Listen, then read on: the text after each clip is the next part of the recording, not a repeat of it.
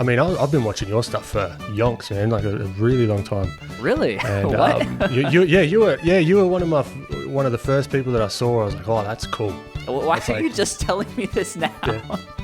It's a surprise. It's natural, man. This is. Welcome back to another 2D to 3D video. I'm Follygon, and here with me today is Ben Eblen, an absolutely fantastic artist and person who's been kind enough to create an original artwork for this collaboration. I'm going to let him introduce himself, but after that, I want you to hit pause and go check out his video before you watch this one so that you can see how he made the 2D artwork that I will be translating to 3D in this video. Ben, who are you? How are you? Why are you? I'm Ben, I'm good, and I don't know. I'm a illustrator and I guess artist, if you want to call me that. And yeah, I like to share my artsy-fartsy stuff online. I like to do some of this stuff in my spare time as well, so... Well, we can maybe get into that here. Hell yeah, man. Can't wait. After setting the stage, let's dive into some exciting preview clips to get a taste of what's in store. Hey, this is cool. Projecting paint, yeah. Using that as a basis to start painting the character. We're going to talk about the little things. You're putting the little stuff on top of the big stuff, because so if the big stuff isn't right, the little stuff isn't going to be right. Exactly, so speaking of little stuff, you got these little tic-tacs going on. And the big picture. At least with 2D stuff, it's sort of the idea of staying zoomed out. Is there any equivalent to that in your 3D workflow? There will be some sage advice. I found I learn the most when you push through that and you figure out what's wrong, and you spot the differences and you sort of go back and forth. And some other kind of advice. Good, you can't polish a turd. And right now, I'm very sorry, but it is a turd, and we have to fix the turd before we can start putting sprinkles on Savage. it. I will once again be told my shapes are clean. I'm loving the really crisp edges that you get, I'm not sure if I'm not too familiar with ZBrush. And we'll talk about interesting challenges with this project. Dude, I'm not gonna lie, you gave me a really hard hand to sculpt because holding anything is really hard, and chopsticks are, dude, and overall just have a fantastic conversation. Every time it popped up, I'm like jamming escape on my keyboard, like I don't need this, get out of here, go away, it takes too long, I'm recording, so without further ado, let's get into it. So, I have seen that you've been getting into sculpting recently. You've been doing some digital stuff. You've been doing some traditional stuff. Tell me about that. Yep. What got you into that? What's going on there? I don't know, because I've always loved. I've been watching your stuff for Yonks, man, a really long time. Really? And, what? you were one of the first people that I saw. I was like, oh, that's cool. Why are you just telling me this now? Yeah. It's a surprise. It's natural, man. This is... Do you remember the first video of mine that you saw? It was a stylized girl, which is so specific. One of those. You know the one. Yeah, of course. No, but I just remember I was like, man, this is possible. It was getting to Pixar level looking stuff. I was like, yes, this is cool. So then I sort of started dabbling in Blender. Yeah, just slowly but surely.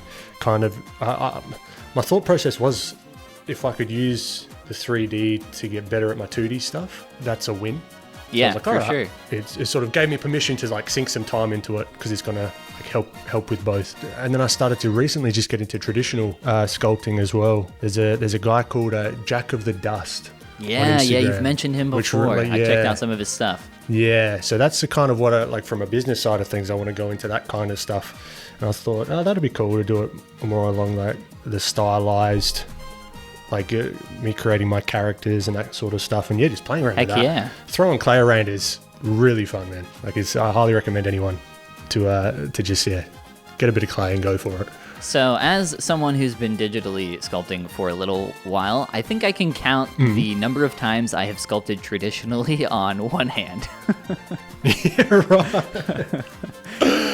Right. I would love to see you give it a shot, record the process, or I want to see how close it is to what we've got going on here. I think it's pretty similar, if I'm being honest, but I think it would be about 100 times slower.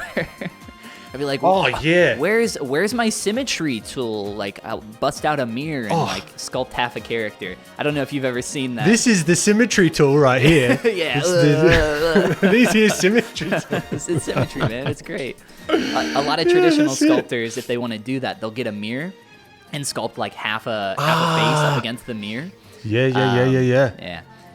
Back when I was learning sculpting, I would learn a lot of my techniques from traditional sculptors.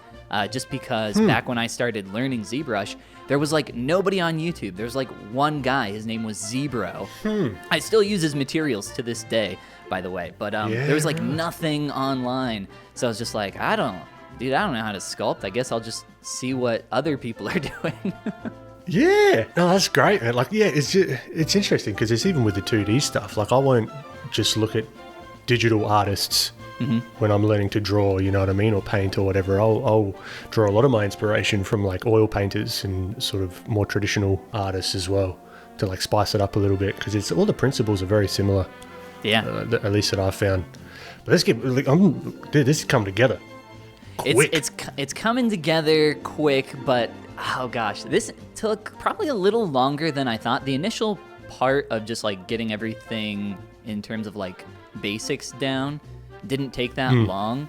But when you are matching something like this as specifically as possible to a 2D reference, and your goal is, you know, a decent amount of accuracy, that like finicky stage of back and forth, like what is this weird small thing I need to tweak to just like pull it all together? It's like that missing puzzle piece. And that can take a really long time. And then of course like weird stuff like this is cool. Projecting paint. Just using that as a basis to start painting the character, which looks really weird at first, but then you know, obviously taking the time to go back over top and repaint everything.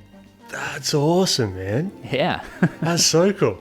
That's wicked. So with sculpting from your experience, how, like at least I know for myself, and I'm finding it even with like the traditional stuff and with my 2D stuff, 1000%, the awkward stage, or the ugly stage or whatever, the alien phase you want to call it, the alien phase. That's it. Particularly with the stylized stuff. Yeah. How is there like a How did you get over that? Or have you gotten over that? Like, is it something that for me, it's like something I live with. It's like an annoying friend that's just like hanging around and it's just like, all right, they're going to be here. Just got to sort of put up with them, push through it. And it'll sort of, just because you've done it so many times, you just sort of, push past. Yeah. And it'll sort of sort itself out kind of thing. Correct. At least that's how I've trying to figure. Yeah. How do you figure it? How do you sort of tackle that? Yeah, that's definitely part of it. Like just doing it a lot to get that experience. It's so different than 2D in that aspect though, right? With 2D, and something I've learned is that it's so easy in the sketch to like just jot down an idea and start getting things to like actually feel pretty good in that sketch phase. And then a lot of your hardship can kind of be like carrying that energy through to a rendered character. But with 3D, it's so different where in the early stage, you're literally just creating a foundation, and the foundation is often very ugly. It's more about like playing spot the difference a million times. It's like you said, you just gotta push through it in some ways, but it does get easier with time. Yeah, definitely. Because I find like I used to, at least for me, I used to like stop at the awkward stage, and I'm like, this isn't turning out right. It's not, you're right, you give up. But I found I learned the most when you push through that and you figure out what's wrong, and you spot the differences and you sort of go back and forth and give it a rest and then come back the next day and blah blah blah. But yeah, pushing through those ones is interesting because I'm trying to get it. I'm starting to get it with the sculpting, like the traditional sculpting, and it's doing my head in.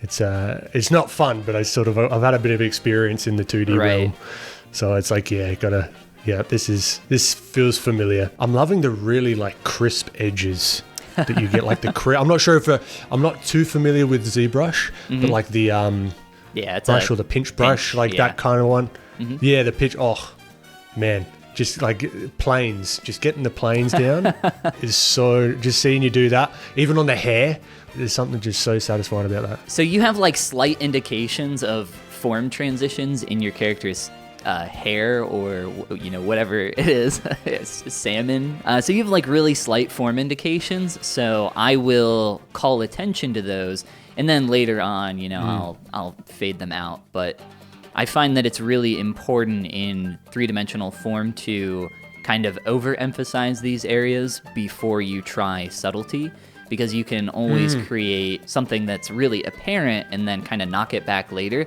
But if you try to start with that subtlety, you really have to know what you're doing to be able to do that. Yeah. So that's interesting, because that's similar to 2D stuff. You start with the big simple shapes and you sort of get the big stuff right. And right, exactly. The little stuff, you're putting the little stuff on top of the big stuff, so if the big stuff isn't right, the little stuff isn't going to be right. Exactly, so speaking of little stuff, you got these little tic-tacs going on. Yeah, little This is wicked. Yeah, so any kind of texture like this is like always really hard to stylize, just because of the the stylistic design that you have for the rice. If we zoom in and look at the actual rice, it's not three-dimensional form. It's very graphic, impressionistic. Thank you. Like if you want to get fancy with it, So I have to like stop for a moment and be like, oh Ben, you really did me dirty here. So now I have to figure out what I'm gonna do with this. So starting with something like that as just like an idea generator, where I was like, okay, let me just slap all these on here. I was like, no, I don't like that. It's way too busy. Let me just blend them all together. Let me play with the texture, and we'll come back to it, and I'll keep playing with it. But I jump around a ton when I'm sculpting characters, because I can't work on any one area too long, because I'll just waste a ton of time. At least with 2D stuff, it's sort of the idea of staying zoomed out. Is there any equivalent to that in your 3D workflow, of like reminding yourself to sort of bounce around and sort of build the piece up as a whole, versus sort of getting too detaily, or is it just something that you've just gotten used to over time? It's not quite like staying zoomed out, but more so focusing on big shapes. I've been teaching and mentoring for a long time, and what's interesting is that literally everybody makes the exact same mistakes, like without fail. Everybody goes through the exact same path. And I say the same thing to many of my students, which is like primary form, primary form, primary form. You have to focus and get better at your primary form. You are rushing ahead. I know you want to work on the secondary and tertiary details, but your primary form is not looking good. And no matter what you do, like nothing you do on top of that's going to look good. You can't polish a turd. And right now, I'm very sorry, but it is a turd, and we have to fix the turd before we can start putting sprinkles on Savage. it. Yeah, sprinkles on a turd aren't going to make it taste better. That's it. No, that makes perfect sense. So then you can do but jumping around does help a lot as well. Yeah, it keeps it interesting as well, because it's, I don't know, at least for me, even with painting, it's like, I don't know, I like to, at least I've learned to sort of, build it up as a whole, rather than going nuts with like with the eyes or something like that, and just staying on them for a good few hours, and then you realize that the eye position is wrong, and then you've got to start it over anyway. Oh man! So it's like, well, the perspective's off slightly. Yeah, that's right. Yeah, that's it. Oh well, that's the game. I just love how fast 2D is, though. At the same time. Yeah, it is more methodical. I'm finding the 3D stuff. It's like definitely a process. Like I was doing some of this stuff, like with these like flyaway hairs, and I was playing around with some of this on stream in Blender. It's not just like throw the lines down and bada bing, bada boom. It's like, it takes a bit of time to set up, and it's slow in some respects, but it's fast in others. Like from rendering standpoint, when you don't have to think about really the painting, because you just light it nicely, and then you've got your color and your paint and all that sort of stuff. But you do kind of have to do the paint with the textures if you want to go that far. But I'm loving like just all the 3D stuff, and even seeing what you're doing here. And it's just like, blending the two worlds, because you got Drawbly going on, and you're sort of like melding the two worlds, sort of opposite. Yeah. Opposite me as well. Like you're doing more stuff with 3D. I've been learning 2D, and I gotta be honest. I've seen a lot of people go from the 2-dimensional realm to the 3-dimensional realm, and it is typically always a much smoother transition than people going from a 3-dimensional realm to a 2D realm. And interesting. It's rough. I really think that perspective is like the almighty defining factor where the process here is so different in 3D to 2D. But the process from 2D to 3D, you've already done a really good job of like understanding the shapes of the head. And now you're like, well, now I don't even have to think about perspective. I can just create the shape, and I can, adjust the perspective if I need to. And like, oh, it looks a little wrong there. But you have such an innate feeling for like how it looks at any angle that you can kind of nail that down. But for me, like in 3D, I'm like, I have to constantly turn this head around and look at it from every angle to make sure that it looks good in every angle, instead of just making it look good from just one specific angle, which sounds like I should be good at drawing because of that, but I couldn't be further from the truth. Dude, I'm seeing your progress, man, on Drawblend. It's awesome. Yeah, one day at a time. That's it. Keeping at it, and the consistency is everything with it as well. Like if I didn't do any sculpting for like a year, and then I tried to pick it up again, it'd be rusty as anything. Yeah, for if I just do like, I'd much prefer like 2 minutes every second day than like one 12-hour session a year sort of thing. It's like keeping the consistency up. So with this, I'm seeing you're going back and forth. So now you've got like a base sort of color or like material. So that you're sort of swapping back and forth with. Is that to see the forms a little bit easier? So that specifically is a mode called Transpose Master, where I can take all of the objects and manipulate them at the same time. Normally in ZBrush, you can only work on one object at a time, but with that function, essentially what I'm doing is I'm doing proportion adjustments. So I'll work on things like the hair, and I'll paint that up for a little while, and I'll put in these stray flyaways, and I'll mess with those. I'll, do some freckles on the face. But then I'm like, okay, I worked on that enough. Now it's time to do another proportion check, make just the slightest tweaks. I'm talking like really minor stuff, and then like back to working on the character for these like little things. So it's, a back and forth process where I can work on little things and then take a step back and be like, oh, okay, now I can see that that's wrong. Let me fix it. I don't even quick save really anymore. I don't even use like the auto save feature. While working on this character, every time it popped up, I'm like jamming escape on my keyboard. Like, I don't need this, get out of here, go away. It takes too long, I'm recording. Like, because I'm not worried about crashing, because I have like a really innate understanding of ZBrush and what can cause it to crash. It's been a very long time since I've had a crash where I've lost any work in a long time. But when I started, it would happen all the time. You're that good at the software that you don't even need to save. You just don't even worry about it. I do save, but I'll go like, multiple hours without saving. Oh, man. You're a gambler, man. I am a gambling man. I like it, but I don't know. That's cool, though, man. I'm like, 30 seconds for a save? No way. Get out of here. Oh, so it chugs a little bit with the autosave. So this character is like that 20. Does break the flow. This character's 20 million polygons right now. So if I'm recording and quick save happens every 20 minutes, it's gonna like, potentially take up to a minute to just save all that out. So, a little annoying, gets in the way. And there's like context switching as well with like focus, and it just like takes even like a split second out of it. Then it takes you a little bit of time to get the gears turning back to the flow that you're about, at least for me. Oh, and 100%. That makes perfect sense. Yeah. I'm liking it. So you're painting. I like this. So you're not just using the shadow of the salmon on the rice. You're like painting in a little bit of that on top of the rice as well to give it a little bit of that painterly look. Is that what I saw? Yeah, I do the same thing on the hair. I do the same thing on the face.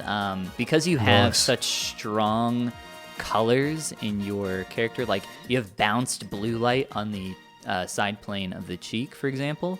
So I'll like hand paint a little of that, but I typically knock most of it back. Same thing with the sushi and the rice, just because if you're blending hand painted work with actual, rendered lights in a 3D scene, it really starts to get messy quick. Interesting. Okay. Yeah, because that's, I guess, one leeway you can get with 2D stuff is it doesn't have to be like accurate. No, from a lighting perspective, you get like it, and it's not like you can't do that with 3D, but like the actual reflected light would have to be blue light. Yeah. If that was the case, so you'd have to set a light down and then sort of shoot it underneath. Or like a blue ground plane or something like that to bounce the light. Yeah. Either way. But then you could have like in painting, you'd have like a little bit of a blue underneath the cheek, and then maybe like more of a purple, and which then you'd have to start mixing different colors, and you could even have a little bit more of a green if you like. You can do some stuff. You can still paint with light in 3D. I'm sure. I haven't gone too deep into doing that. I love this, making the squishiness. The contact fingers got to squish of the sticks. That's it, man. Dude, I'm not going to lie. You gave me a really hard hand to sculpt because holding anything is really hard. And chopsticks are, dude, I had to go downstairs, get some chopsticks of my own. I saw that you took photos. I was like, I literally have to do this too because I can't figure this out. It was painful. That is the only other reference I used while working on this character. Just your image and my hand holding some chopsticks. Hey, look, I take no responsibility. You throw sushi as a thing. You run the risk of chopsticks. You run the risk of chopsticks. Yeah, this is awesome, man. Yeah, thank you so much. This is so cool. We'll get to the render here. Yeah, the hand was super hot. Oh man, there was a lot that was difficult on this character that I had to play with for a while. This is wicked, dude. Yeah, so what's it like for you? You know, the big reveal, getting to see your 2D artwork here finally in the third dimension. It's fantastic.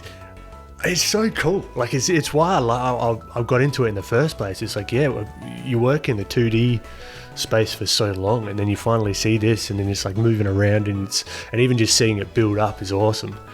Like, it's so cool. Like, I just love the tech. Like, it looks like a vinyl toy. Yeah, you know what I mean? Like, you could, which is my background. So, it is too, isn't it? Yeah. Yeah. So everything kind of has that vinyl. I love look. it. This is so cool. You are too kind.